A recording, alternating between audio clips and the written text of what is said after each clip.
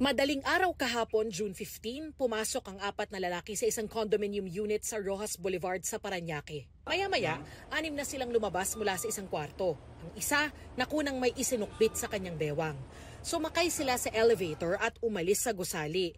Namaril na pala sila noon ng 2 magkapatid na lalaking Chinese nationals. After the receipt of yung report po, nung na-receive namin, immediately tumakbo po kami kagad doon sa lugar.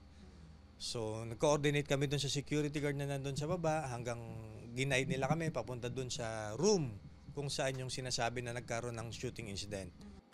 Pagpasok ng mga pulis sa unit, nakita nila ang 2 biktima na duguan at nakahandusay sa sahig.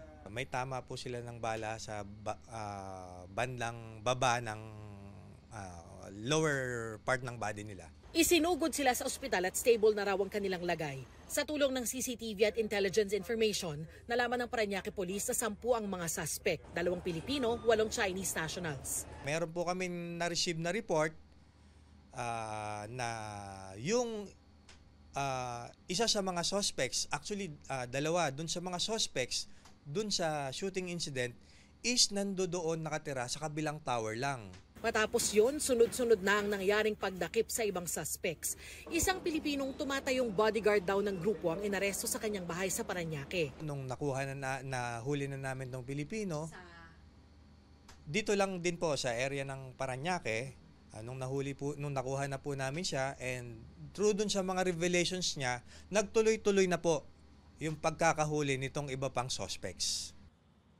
Sa loob ng isang hotel room na ito sa Pasay City, inaresto naman ang 2 Chinese nationals.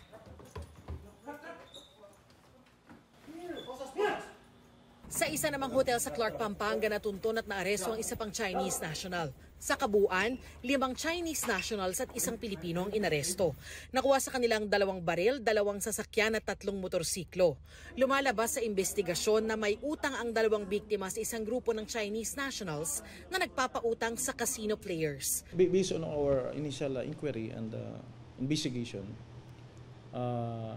walang lumabas na Pugo-related or IGL-related, these involved personalities.